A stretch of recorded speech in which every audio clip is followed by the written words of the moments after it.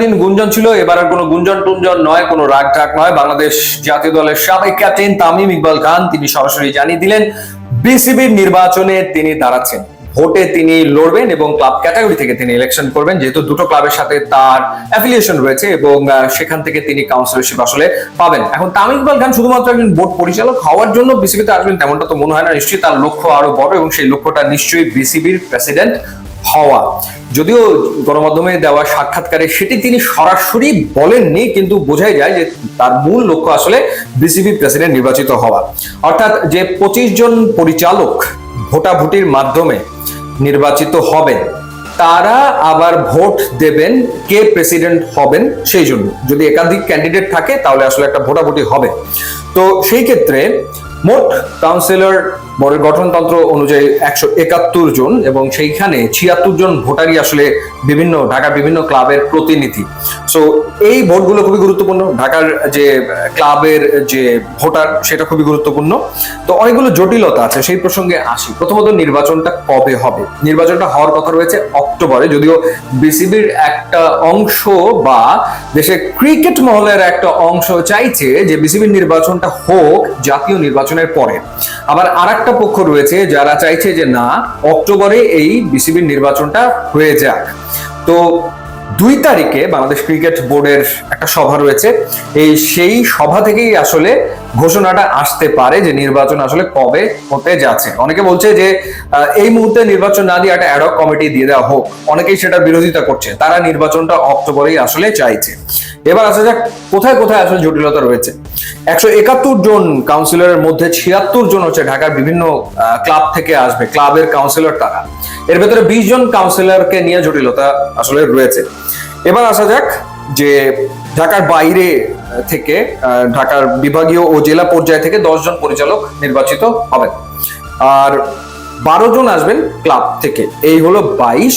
2 জন আসবেন এনএসসি থেকে। বর্তমানে যেরকম 2 জন এসছেন, একজন আমিনুল ইসলাম বুলবুল এনএসসি থেকে এসছেন এবং আরেকজন নাজমুল আবেদিন ফাহিম। এর আগে ফারুক আহমেদ এসেছিলেন এনএসসি থেকে এবং তিনি আসার পর মাত্র মাস 9 তিনি বিসিবি সভাপতির দায়িত্ব সামলেছেন।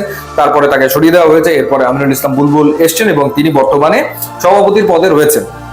তো বিভাগীয় ও জেলা পর্যায়ের যে কাউন্সিলর সেটা এখনো চূড়ান্ত হয়নি, সেই তালিকা প্রকাশ করা হয়নি। সেইখানেও জটিলতা আসলে ডেফিনেটলি রয়েছে। সো এই জটিলতাগুলো দ্রুত সর্ট আউট করতে হবে যদি নির্বাচনের দিকে আসলে যেতে হয়।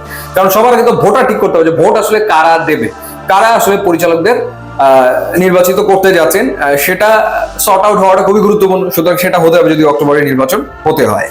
আচ্ছা, তো এবার আসা যাক যে নির্বাচন সভাপতির জন্য আসলে ক্যান্ডিডেট কে কে হতে পারে। এখন আমিনুল ইসলাম বুলবুল বাংলাদেশের সাবেক ক্যাপ্টেন, তিনি দায়িত্বে রয়েছেন।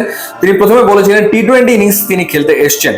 পরবর্তী সময় তিনি বলছেন যে হ্যাঁ, যদি এনএসসি মনে করে বা সরকার যদি চায় তাহলে তিনি টেস্ট ইনিংস খেলতে পারেন।